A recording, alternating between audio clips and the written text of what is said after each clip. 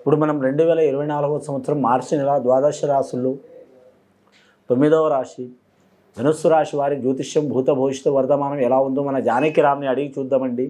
ఆ జానకిరామ్ ధనుస్సు రాశి వారి జాతకం చదువు, విద్య, ఉద్యోగం, వ్యాపారం, పర్సనల్ లైఫ్, కెరీర్ ఎట్లా ఉంది, అనుకున్న కోరిక చేసే పనింది, తరించిన కార్యం చూడు.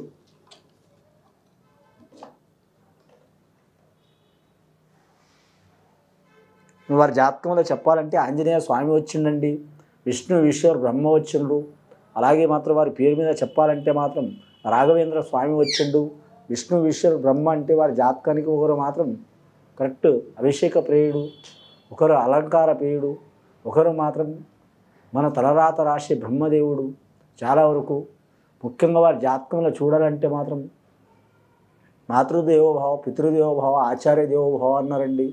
ధనుర్రాశి వారి జాతకానికి మాత్రం సనాతన ధర్మం చాలా ఉంటుంది. వారి కాడ పెద్దల ఆశీర్వాదం చాలా ఉంటుంది. పెద్దల మాట ఆచరణలో తీసుకునే అవకాశం ఉంటుంది. వీరి జాతకానికి చాలా వరకు మహర్జాతక యోగ బలం నడుస్తుంది వారి పేరు మీద.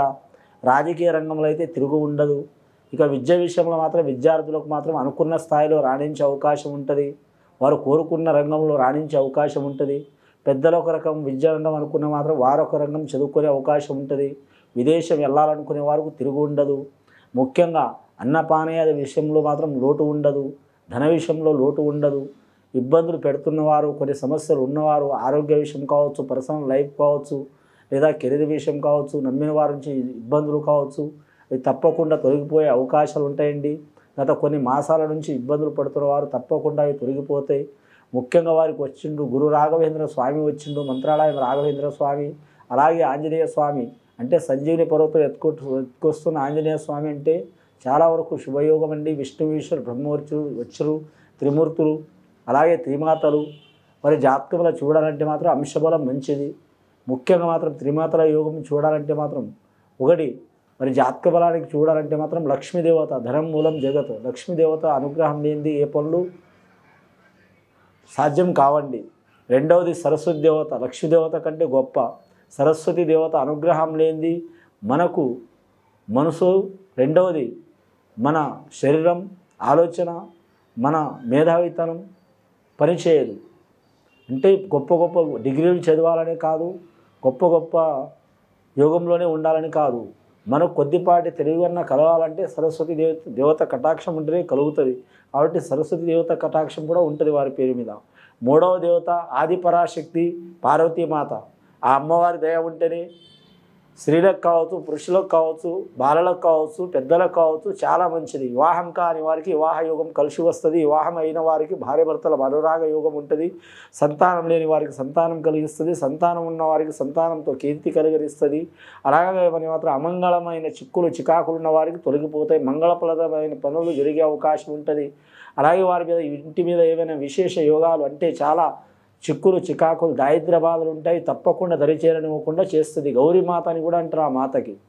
అలాగే మాత్రం చాలా వరకు మాత్రం గౌరీమాత పూజ చేయడం చాలా వరకు ధనుర్రాశి వారికి మంచిది. మూల నక్షత్రం వారు సరస్వతి నక్షత్రం పుట్టిన దేవత.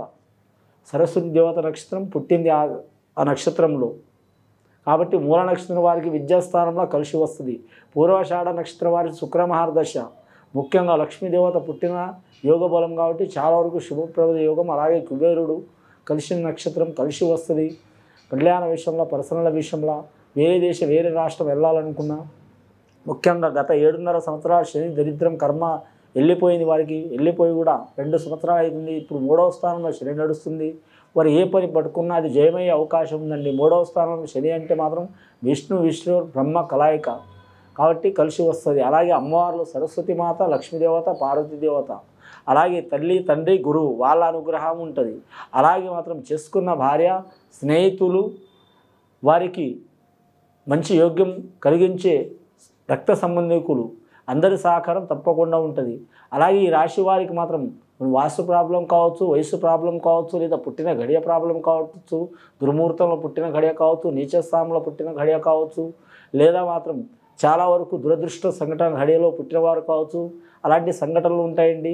అలాంటి సంఘటనలు చిక్కులు చికాకులు, దారిద్ర్య బాధలు, ధన చిక్కులు, రుణ చిక్కులు, ఆరోగ్య చిక్కులు, పర్సనల్ లైఫ్ చిక్కులు, సంతాన చిక్కులు, అలాగే భార్యాభర్తల సంసార చిక్కులు సంసార చిక్కులంటే ఒక రకంగా ఉండదండి, 100 రకాలు ఉంటుంది. భార్య ప్రయత్నం సముద్రం అన్న ఈదగలుగుతాం కానీ సంసారం ఈదే మనిషి మాత్రం చాలా వరకు కష్టమండి. కానీ అసాధ్యమైతే కాదు కానీ చాలా వరకు కష్టం. కాబట్టి అలాంటి చిక్కులు ఉన్నవారు కానీ తప్పకుండా వారు మాత్రం కరెక్టు ఆ వాయునందనుడు ఆంజనేయ స్వామి పూజ చేయడం, గురు రాఘవేంద్ర స్వామి పూజ చేయడం, అలాగే త్రిమూర్తుల్లో మాత్రం ఎవరినైనా పూజ చేయడం చాలా మంచిది. ముఖ్యంగా అన్నదానం, గోదానం, భూదానం, సువర్ణదానం, వస్త్రదానం ఏది చేసినా చాలా మంచిది. బుధవారం రోజు బూడిద గుమ్మడికాయ ఖచ్చితంగా ఇంటి ముందర కట్టాలి, చాలా మంచిదండి. బుధవారం రోజు ఏ నెల అయినా ఏ మాసమైనా చాలా వరకు బుధవారం రోజు కలిసి వచ్చే అవకాశం ఉంది. అలాగే అమావాస్య ఘడియ కానీ అష్టమి ఘడియ రోజు కానీ మాత్రం బలి గుమ్మడికాయ ఉంటుంది. ఇంటి ముందర మాత్రం పగలగొట్టి అటొక మూల ఇటొక మూల పెట్టాలండి. లెఫ్ట్ సైడ్ రైట్ సైడ్ పెట్టాలి. పసుపు కుంకుమ వేసి పెట్టాలి. ఆడవారు మాత్రం పగలగొట్టవద్దండి. బలి గుమ్మడికాయ మగవారు పగలగొట్టాలి. అలాగే ఇంట్లో గర్భిణీ స్త్రీలు ఉంటే మాత్రం పగలగొట్టొద్దండి, చాలా వరకు మంచిది కాదది. గర్భిణీ స్త్రీలు ఉంటే, లేకుంటే చేయొచ్చు కానీ స్త్రీలు అసలు పగలగొట్టొద్దు. ఎందుకంటే అది బలిదేవత అమ్మవారిది, కుష్మాండం అంటారు దానికి. కాబట్టి ముఖ్యంగా వీరి జాతక బలంలో చూడాలంటే మాత్రం రాజకీయ నాయకులు కూడా కలిసి వచ్చే అవకాశం ఉంది వీరి జాతక బలంలో. అలాగే ఫైనాన్స్ రంగంలో ఉన్నవారు కూడా కలిసి వస్తుంది. వ్యాపార రంగంలో మిశ్రమ ఫలితాలు ఉంటాయి. కాంట్రాక్ట్ రంగంలో ఉద్యోగం చేసేవారు మాత్రం వారు పర్మనెంట్ అయ్యే అవకాశం ఉంటుంది. నిరుద్యోగులు శుభవార్తలు వినే అవకాశం ఉంటుంది. పెద్దల ఆస్తి కోరుకున్న వారు మాత్రం వారికి న్యాయపరంగా వచ్చే ఆస్తి తప్పకుండా వస్తుంది. లేదా వాస్తు దోషం ఉన్నవారు, ఇంటి దోషం ఉన్నవారు, గృహ దోషం ఉన్నవారు, కానీ చేసే పనుల వృత్తి విషయంలో దోషం ఉన్నవారు కూడా అవి తిరిగిపోయే అవకాశాలు ఉన్నాయి. కానీ ముఖ్యంగా చూడాలంటే మాత్రం ఆంజనేయ స్వామికి పంచముఖ ఆంజనేయ స్వామి అన్నారండి. పంచముఖి ఆంజనేయ స్వామి దర్శనం చేయడం చాలా మంచిది. వీరి జాతకానికి లక్కీ నెంబర్ 3 వస్తుంది. గురువారం చాలా మంచిది. అలాగే శుక్రవారం కూడా కలిసి వస్తుంది. అలాగే వీరి జాతకానికి మాత్రం అన్ని తిథుల కల్లా వీరికి మాత్రం సప్తమి తిథి కలిసి వస్తుందండి. సప్తమి తిథి ఏ పౌర్ణమి గడియ అయినా సరే, అమావాస్య గడి అయినా సరే సప్తమి తిథి కలిసి వస్తుంది. గత కొన్ని సంవత్సరాల నుంచి పడుతున్న ఇబ్బందులు తొలగిపోతాయండి. చాలా వరకు శుభయోగాలు కలుగుతాయి. నరదిష్టి ఎక్కువ ఉంటుంది కాబట్టి వీరు లక్ష్మీ నరసింహ స్వామిని ఇంట్లోన్నా పూజ చేయొచ్చు, లేదా గుడిలో చేయొచ్చు. చేస్తే చాలా వరకు మాత్రం శుభ ఫలితాలు కలుగుతాయండి. ఇది విని చూసి ఆచరించే వారికి గొప్ప ఫలితాలు కలుగుతాయండి. శుభం భూయత్.